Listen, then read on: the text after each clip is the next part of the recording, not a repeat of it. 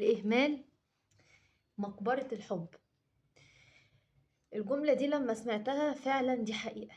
الإهمال مقبرة الحب. الإهمال دوت سواء كان مش شرط ما بين اتنين بيحبوا بعض، ما بين اتنين مخطوبين، ما بين اتنين متجوزين. لا، ممكن يبقى من الأصدقاء، ما بين الأب وبنته، ما بين الأب وابنه، ما بين الأم وبنتها، وما بين البنت وأمها. في العلاقات عموما الإهمال بيقتل الحب. الإهمال بيقتل المودة والرحمة اللي ما بين أي شخصين. اللي بيبقى عاوز يقتل علاقة ما بيني وما بين حد، ما بينك وما بين حد، اهمله، طنشه، ما تعبروش. انت كده مرة في مرة خلاص انت مبقاش ليك رصيد. وخاصة بقى الإهمال دوت بيتركز جامد قوي قوي قوي قوي، وبتبقى مصيبة لما بيكون ما بين الزوجين. لما بيكون ما بين الزوجين فهم كده يعني العلاقة كده بتنتهي. طالما في إهمال مفيش حب، مفيش حياة، مفيش جواز. اللي بيبقى شايف الزوج، اللي بيبقى شايف ان هو لما بيهمل مراته، بس مهتم بان هو بيجيب وبيعمل لها بيلبي لها كل رغباتها، بس مهملة هي، مهمل نفسيتها، مهمل ان هو يعرف من نظرة عينيها ان هي متضايقة، من كلامها، من نبرة صوتها ان هي متضايقة، وهكذا. هي لما تبقى عارفة جوزها وعارفة طبيعته، وتحس ان هو مثلا صوته مثلا متضايق او كده، فتطنش من باب ان هو تسيبه تفك شوية وبعدين يعني هبقى اسأله بعدين. لا، انت كده مهملاه. وهكذا هو برضو، انك انت ما تعرفيهوش من نبرة صوته اذا كان هو متضايق ولا لا، فانت كده مهملاه. لما انت ما تعرفيش من نظرته ليكي انت في شيء هو ضايقه منك ولا لا، فانت كده مهملاه. في تفاصيل بسيطة جدا الزوج لما بيهملها أو الزوجة لما بتهملها بتضيع العلاقة اللي ما بينهم خالص. لازم كل واحد فيكو يهتم بأدق التفاصيل للاتنين. ومش لازم ان التفاصيل اللي تهمك هي تكون التفاصيل اللي تهمه، بس واجب وشرط ان التفاصيل اللي تهمه انت تاخدي بالك منها، وواجب وشرط ان التفاصيل اللي تهمك هو ياخد باله منها. ده علشان خاطر العلاقة ده واحد اتنين علاقة. يعني دوت انتوا كده انتوا ما دخلتوش في حاجة، يعني انتوا كده دي علاقتكم ديت الحاجة، ده الأساس، ده الإطار اللي انتوا المفروض بتكونوا ماشيين عليه. يبقى في اهتمام ما بينكم. انتوا حاجة واحدة، مفروض تهتموا بأدق التفاصيل لبعض، مفروض تهتموا بشؤون بعض وبأمور بعض. ممكن يكون هو عنده مشكلة في شغله فانت لازم تهتمي بده. مش هو عنده مشكلة في شغله فخلاص تسيبيه مع نفسه، هو هيعرف يحل المشكلة وخلاص. على فكرة المشكلة هتخلص والموضوع هيخلص والدنيا هتتحل وتبقى تمام، بس هيبقى جواه ان انت ما وقفتيش جنبه. انت مالكيش اساسا، انت مش حاجة في حياته.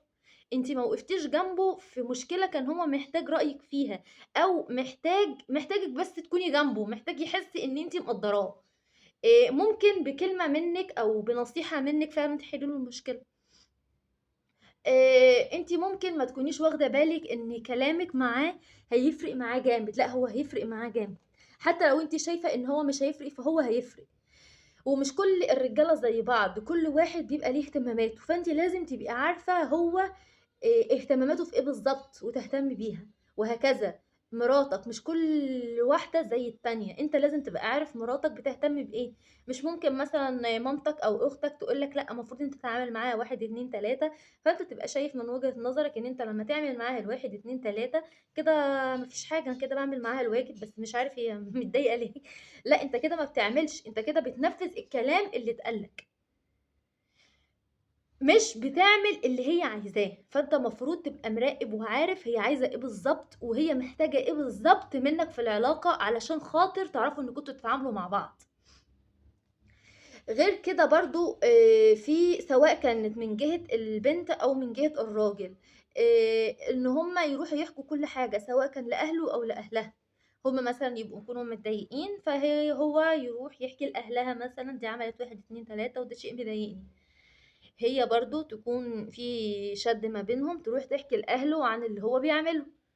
وهكذا انتوا كده علاقتكم مش هتكمل، ولو كملت فانتوا مش قريبين من بعض.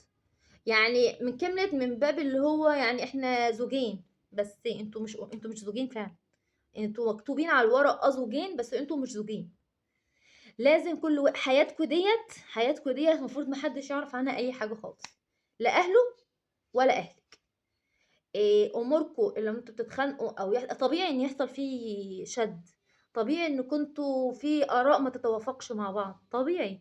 بس الغلط ان كنتوا ما تعرفوش انتوا ازاي تسيطروا على ده، تسيطروا على ده ما بينكم انتوا الاتنين من غير تدخل حد. وقت لما يبقى فيه تدخل حد الدنيا كلها بتبوظ ومفيش حاجة بتتصلح. وغير كده ممكن انتوا بعد كده يعني لو اتصلحت مرة واتنين وكانوا الاهل او اهل الزوج او اهل الزوجة عاقلين وفاهمين، فبعد كده انتوا مش هتعرفوا تتصرفوا في حياتكم غير بمشورة الشخص اللي حللكم المشكلة. فدي مش حياة الصح اللي هو انتوا الاتنين تعرفوا انتوا ازاي تسيطروا على المشكلة اللي تحصل لكم، مش مين اللي هيجي يصلح لنا المشكلة او مين اللي هيصالحنا مع بعض، او مين اللي هيعرف يسيطر على العلاقة اللي ما بيننا ديت عشان خاطر نبقى كويسين وحلوين مع بعض. لا، انتوا كده ما بتصلحوش حاجة.